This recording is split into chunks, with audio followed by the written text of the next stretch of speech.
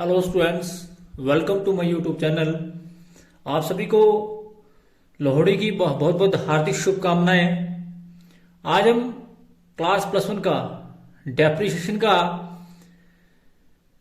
Chapter number 11 करेंगे। Class +1 का straight line method से क्वेश्चन नंबर 1 करेंगे। तो क्वेश्चन जो है इस प्रकार से है। On 1st January 2007, a business purchased a machine of 4 rupees 10,000. It was decided to depreciate at 10% per annum on straight line method, prepare machinery account and depreciation account for 3 years. Question जो है वो बहुत simple है। सभी बच्चों से मेरा यही आग्रह रहेगा कि पहले बच्चों क्वेश्चन को जो है वो बड़े ध्यान से पढ़ें और ध्यान से पढ़ने के बाद क्वेश्चन को सॉल्व करें। तो हमारे पास हमने 1 जनवरी 2010 को जो है वो 10,000 की मशीनरी खरीदी। तो किस प्रकार से डेप्रिसिएशन पर एनम लगेगा इस पे हर साल, क्योंकि स्ट्रेट लाइन मेथड के अंदर डेप्रिसिएशन की वैल्यू एक समान रहती है। तो 10,000 का 10% ये आपका हर बार जो है ₹1000 लगेगा। जब आप मशीनरी अकाउंट बनाएंगे तो सबसे पहले आप सेंटर में लिखेंगे machinery account. Left hand side debit शब्द का प्रयोग और राइट हैंड साइड जो है क्रेडिट शब्द का प्रयोग किया जाएगा। पहला कॉलम डेट का, फिर particulars, ledger folio, amount in rupees, date, particular, ledger folio and amount in rupees. तो 2007 जनवरी 1 को आप डेट लिखेंगे। 2007 जनवरी 1 टू बैंक का आपने खरीदा और आपने खरीदा 10,000 का। फिर ईयर के एंड में यानी कि 2007 दिसंबर 31 को आप डेप्रिसिएशन लगाएंगे बाय डेप्रिसिएशन अकाउंट और वो लगेगा 1000 डेप्रिसिएशन लगाने के बाद आपके पास कैरी डाउन बचेगा और वो बचेगा 9,000 और टोटल जो है वो आपका 10,000 और 10,000 बोथ साइड का टोटल जो आपस में इक्वल आया। तो 10,000 एंड 10,000। उसके बाद जो 2007 में बैलेंस है उसी बैलेंस को 2008 में जनवरी 1 में आप ले जाएंगे। तो टू बैलेंस ब्रोट डाउन और जो टू बैलेंस ब्रोट डाउन आपका होगा वो होगा जी आपका 9,000। फिर इस पर डेप्रिसिएशन लगेगा ईयर के एंड में। कब लगेगा? 2008 दिसंबर 31। तो दिसंबर 31 को जब आप डेप्रिसिएशन लगाएंगे तो वो फिर 1000 लगेगा और दिसंबर 31 को 9,000 में से 1000 आप घटा देंगे तो आपके पास 8,000 जो है बैलेंस कैरी डाउन बचेगा और आमने सामने जो है totalling of both side are equal to each other and that is 9,000 and 9,000। उसके बाद 2009 जनवरी 1 में आपके पास बैलेंस आएगा टू बैलेंस ब्रोट डाउन और वो बैलेंस आपके पास आएगा 8,000 आपके पास बैलेंस आएगा। तो 8,000 बैलेंस में से आपने डेप्रिसिएशन लगाना है। जब आप इस पे डेप्रिसिएशन लगाएंगे तो आप सभी जानते हैं डेप्रिसिएशन जो लगाया जाएगा वो 2009 दिसंबर 31 को और आप डेप्रिसिएशन लगाएंगे 1000 और ईयर के एंड में आपके पास बैलेंस कैरी डाउन बचेगा 7,000 जो आंसर होगा। और क्योंकि 3 साल का ही आपको बनाने को बोला था 8,000 एंड 8,000, तो अगर 2010 की बात करें जनवरी 1 में जो आपके पास बैलेंस होगा वो होगा जी 7,000। तो यही आपका आंसर है। ये था जी आपका क्वेश्चन नंबर 1 का ए पार्ट का मशीनरी अकाउंट। अब हम करेंगे डेप्रिसिएशन अकाउंट। इसका किस प्रकार से बनाया जाएगा आप सभी जानते हैं कि डेप्रिसिएशन अकाउंट बनाएंगे तो उस सेंटर में लिखेंगे depreciation account. Left hand side debit side, right hand side credit side. Date, particular, ledger folio, debit amount in rupees, date, particular, ledger folio and credit amount in rupees. 2007 को दिसंबर को आपने to machinery करी और जब आपने इसको transfer किया होगा तो आपने एंट्री करी होगी depreciation account debit to machinery और वे 1000। 2007 दिसंबर 31 को आपने इसको प्रॉफिट एंड लॉस अकाउंट में ट्रांसफर करना। जब आप ट्रांसफर करते हैं तो आप लिखेंगे by profit and loss account. फिर 2008 में फिर ऐसी एंट्री की जाएगी 2008 में दिसंबर 31 में टू मशीनरी 1000 और 2008 दिसंबर 31 by profit and loss account 1000। फिर उसके बाद 2009 की बात करेंगे।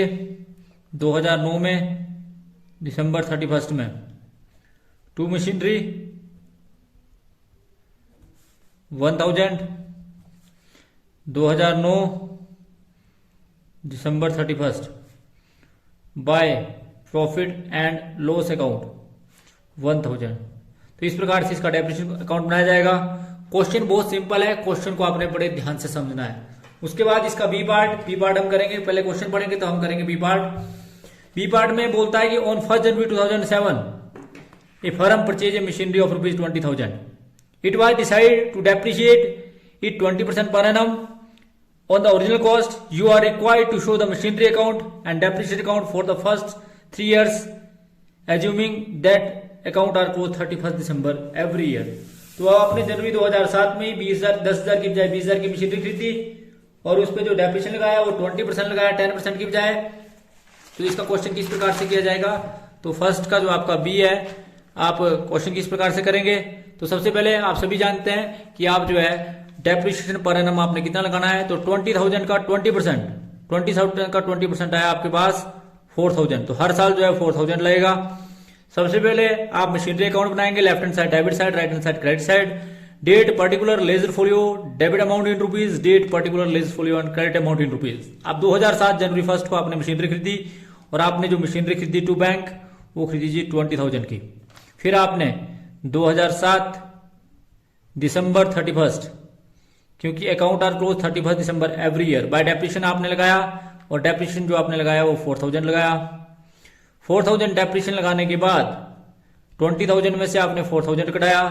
तो जब आप 20,000 में से आमने सामने टोटल बराबर करेंगे तो जब आप कटाएंगे तो आपके पास 16,000 बचेगा, 16,000 बचेगा और वो जो 16,000 है वो 31 दिसंबर को बचेगा। फिर इस 16,000 को आप 2008 जनवरी 1 टू बैलेंस ब्रो डाउन करेंगे और जब आप टू बैलेंस ब्रो डाउन करेंगे, आप सभी जानते हैं जब आप इसको टू बैलेंस ब्रो डाउन करेंगे तो आप यहां लिखेंगे 16,000 टू बैलेंस ब्रो डाउन। फिर आप इस पे डेप्रिसिएशन लगाएंगे, कब वाला? 2008 दिसंबर 31 बाय डेप्रिसिएशन अकाउंट 4,000 जैसे आप हर साल लगाते थे। फिर आपके पास 12,000 जो है वो बैलेंस बचेगा। आमने सामने 16,000 और 16,000 पोस्ट साइड का टोटल जो आपस में बराबर आएगा। फिर इस 16 अगला हम 12,000 को जो है बैलेंस ले जाएंगे टू बैलेंस ब्रो डाउन।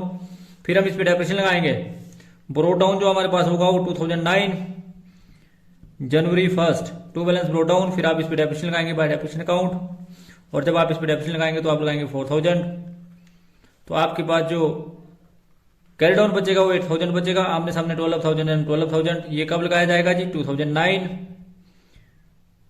दिसंबर 31 आपके पास कैरी डाउन बचेगा।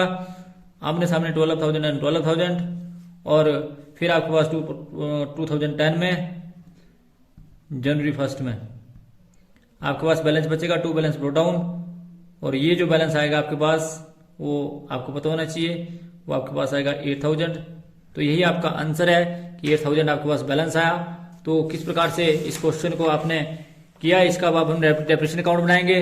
तो जब डेप्रिसिएशन अकाउंट बनाएंगे तो आप सभी जानते हैं कि डेप्रिसिएशन अकाउंट में डेबिट साइड में सबसे पहले 2007 दिसंबर 31 टू मशीनरी अकाउंट और मशीनरी अकाउंट में आपने हर साल जो है 4,000 ट्रांसफर किया तो 4,000। फिर 2007 दिसंबर 31 by profit and loss account 4,000 आमने सामने जो है इक्वल टोटल आया। इसके बाद 2008 दिसंबर 31 टू मशीनरी अकाउंट और वो भी आपका 4,000। इसी प्रकार से 2008 दिसंबर 31 को आप bye profit and loss account में ट्रांसफर करेंगे, bye profit and loss account और ये आपका 4,000 आमने सामने टोटल बराबर।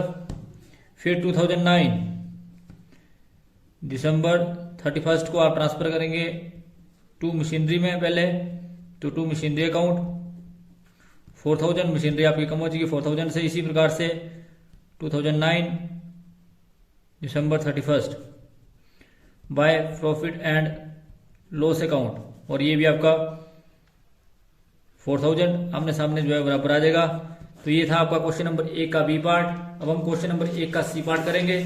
सी पार्ट करने से पहले हम क्वेश्चन को समझेंगे भी आपका क्वेश्चन क्या है। तो क्वेश्चन आपका है जी क्वेश्चन नंबर 1 का सी पार्ट। बड़े ध्यान से आप क्वेश्चन को, सबसे पहले क्वेश्चन को पढ़ें। मैंने जैसे आपको बताया कि क्वेश्चन को पढ़ने के बाद क्वेश्चन को करने से जो है क्वेश्चन ध्यान से समझ आता है। तो क्वेश्चन नंबर 1 का सी है कि a company purchase a machine for ₹40,000 on 1 January 2006। अब आपने 2006 में खरीदी 40,000 की मशीनरी और इसकी एस्टिमेटेड लाइफ दी हुई आपके पास 10 years and the scrap value इसके पास इसकी at the end of the which it's residual value and scrap value ₹5,000। Find out the amount of depreciation and prepare machine account for the first 4 year. तो आपने machine account बनाना है first 4 year का। किस प्रकार से इस क्वेश्चन को करेंगे, क्वेश्चन को आपने बड़े ध्यान से समझना है। क्वेश्चन को समझने के बाद आप क्वेश्चन करेंगे। तो डेप्रिसिएशन पर एनम इसमें कितना लगाया जाएगा, आप सभी जानते हैं कि आपने इसको खरीदा 40,000 में और इसकी 10 साल के बाद जब ये बिल्कुल बेकार हो जाएगी तो ये 5,000 में बिक जाएगी। तो इसका मतलब इसकी रेजिडुअल वैल्यू स्क्रैप वैल्यू को घटाया जाएगा। Cost of asset minus scrap value divide by estimated life that is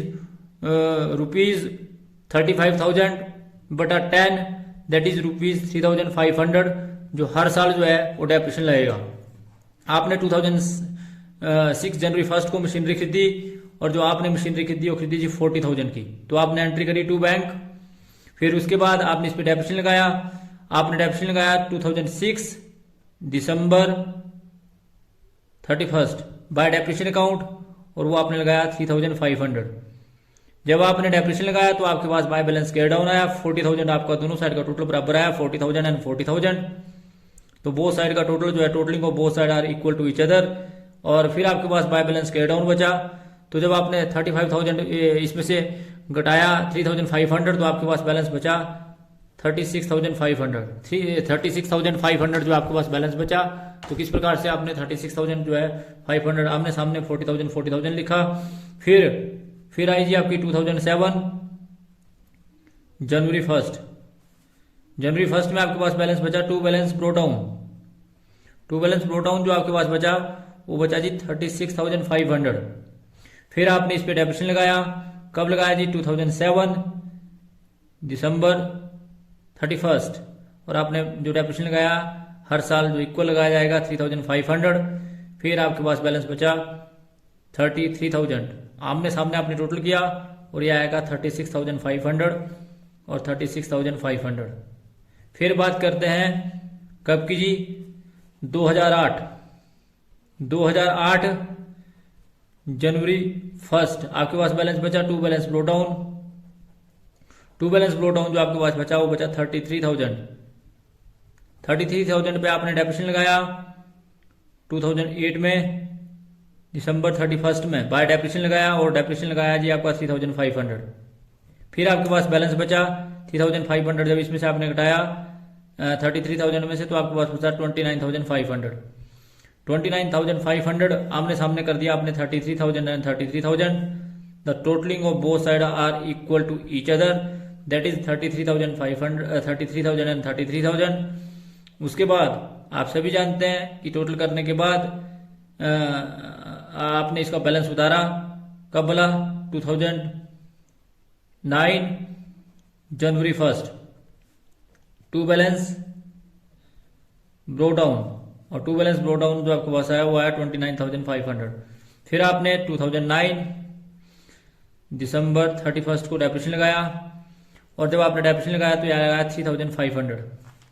3,500 आपने डेप्रिसिएशन लगाया तो आपके पास 31 दिसंबर को बैलेंस बचा वो आपके पास बचा 26,000 और the total of both side are equal to each other that is 29,500 and 29,500। तो ये था जी आपका क्वेश्चन नंबर इसका सी पार्ट। किस प्रकार से जो इसका सी पार्ट करेंगे तो क्योंकि वीडियो को ध्यान में रखते हुए अगले पार्ट में हम इसका डी और ई पार्ट करेंगे। तो thanks for watching the video. Please like and subscribe my channel. Thank you.